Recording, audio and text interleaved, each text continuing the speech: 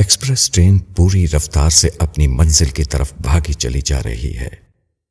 راستے میں دونوں طرف سرسبز کھیتوں اور ڈبڈبائے ہوئے نالوں اور ندیوں کا مسلسل منظر اپنی طرف کھینچتا ہے، مگر تیز دوڑتی ہوئی ٹرین کو ان خوشنما مناظر سے کوئی دلچسپی نہیں۔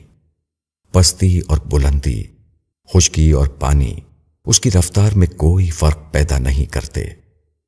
راستے میں چھوٹے چھوٹے اسٹیشن آتے ہیں، مگر وہ ان کو چھوڑتی ہوئی اس طرح بھاگی چلی جاتی ہے گویا اسے کہیں ٹھہرنا نہیں ہے۔ بامقصد زندگی کا معاملہ بھی کچھ اسی قسم کا ہے۔ جب آدمی نے اپنی زندگی کا ایک مقصد بنا رکھا ہو، اس کی ساری توجہ اپنے مقصد پر لگ جاتی ہے۔ ادھر ادھر کے مسائل میں وہ اپنا وقت ضائع نہیں کرتا۔ بامقصد زندگی گزارنے والا آدمی ایک ایسے مسافر کی طرح ہوتا ہے جو اپنا ایک ایک لمحہ اپنی منزل کی طرف بڑھنے میں لگا دینا چاہتا ہے۔ دنیا کے خوشنما مناظر ایسے مسافر کو لبھانے کے لیے سامنے آتے ہیں، مگر وہ ان سے آنکھیں بند کر لیتا ہے۔ سائے اور اقامت گاہیں اس کو ٹھہرنے اور آرام کرنے کی ترغیب دیتی ہیں، مگر وہ ان کو چھوڑتا ہوا اپنی منزل کی طرف بڑھتا رہتا ہے۔ دوسری چیزوں کے تقاضے اس کا راستہ روکتے ہیں، مگر وہ ہر ایک سے دامن بچاتا ہوا بڑھتا چلا جاتا ہے۔ زندگی کے نشیب و فراز اس سے ٹکراتے ہیں، مگر اس کے باوجود اس کے عزم اور اس کی رفتار میں کوئی فرق نہیں آتا۔ با مقصد آدمی کی زندگی ایک بھٹکے ہوئے آدمی کی مانند نہیں ہوتی جو سمت سفر متعین نہ ہونے کی وجہ سے کبھی ایک طرف چلنے لگتا ہے اور کبھی دوسری طرف، بلکہ اس کے ذہن میں راستے اور منزل کا واضح شعور ہوتا ہے۔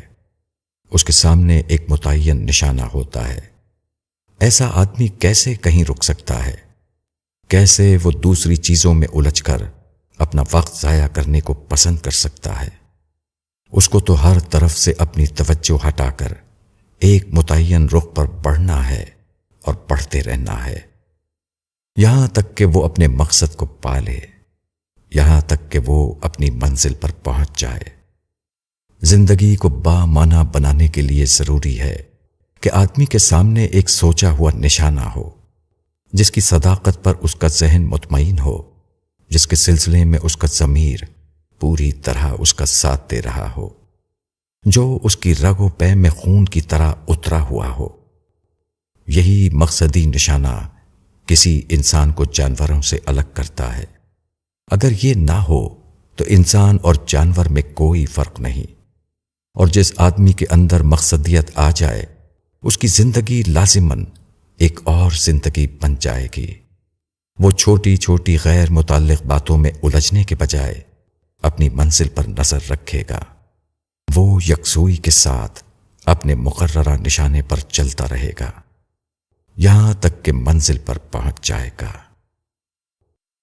مولانا وحید الدین خان۔